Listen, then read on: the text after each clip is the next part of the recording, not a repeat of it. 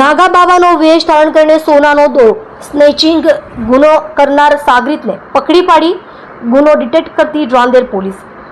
મહેરબાન police commissioner Shri Surat શહેર તથા અધિક પોલીસ કમિશનર સાહેબ શ્રી સેક્ટર 2 તથા અધિક પોલીસ કમિશનર સાહેબ શ્રી ઝોન 5 સુરત શહેર તથા મદદનીશ પોલીસ કમિશનર શ્રી કે ડિવિઝન સુરત શહેરનાઓએ સુરત શહેર વિસ્તારમાં તેમજ પોલીસ સ્ટેશન વિસ્તારમાં બનેલ વાહન ચોરી, મોબાઈલ ચોરી, ઘરફોડ ચોરી, નોકર ચોરી, જુગાર, પ્રોહિબિશન તથા શરીર સંબંધી તથા મિલકત સંબંધી વણ શોધાયેલ ગુનાઓ શોધી કાઢવા માટે આપેલ સૂચનાથી રાંદેર પોલીસ સ્ટેશન સુરત શહેરના પોલીસ ઇન્સ્પેક્ટર શ્રી આર.જે. ચૌધરી સાહેબનાઓની જરૂરી સૂચનાના આધારે રાંદેર પોલીસ સ્ટેશનના સર્વેલન્સ પોલીસ માણસો પોલીસ સ્ટેશન વિસ્તારમાં પેટ્રોલિંગમાં હતા.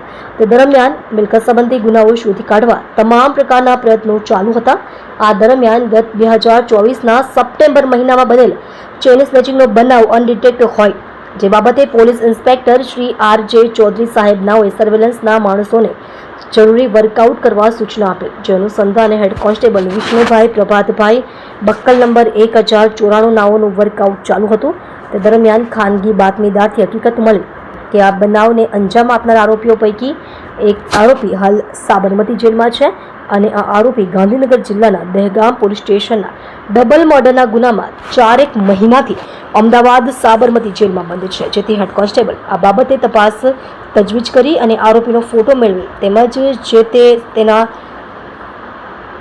વખતે ડબલ મર્ડરના કામે આરોપીઓની અટક થયેલ તેના સમાચાર ઇન્સ્ટાગ્રામ રીલ્સ સ્વરૂપે સોશિયલ મીડિયામાં ફરતા થયેલ જે બાબતે ફરિયાદીને બતાવતા ફરી શ્રી આરોપી બતાવેલ અને આ આરોપીની સંડોવણી જણાવતા જરૂરી વેરિફિકેશન કરી નામદાર કોર્ટમાંથી ટ્રાન્સફર વોરંટ મેળવી આરોપી વનરાજ નાથ ઉર્ફે બંદાનાથ ઉર્ફે વનિયો કંચનનાથ મદારી ઉંમર વર્ષ આશરે 30, ધંધો રિક્ષામાં કપડાં વેચાણનો, રહેવાસી ગણેશપુરા, મદારીનગર, દહેગામ, તાલુકો દહેગામ, જિલ્લો ગાંધીનગરનો કબજો મેળવેલ છે અને નામદાર કોર્ટમાં રજૂ કરી દિન 2ના રિમાન્ડ મેળવી પ્રશંસનીય કામગીરી કરેલ છે.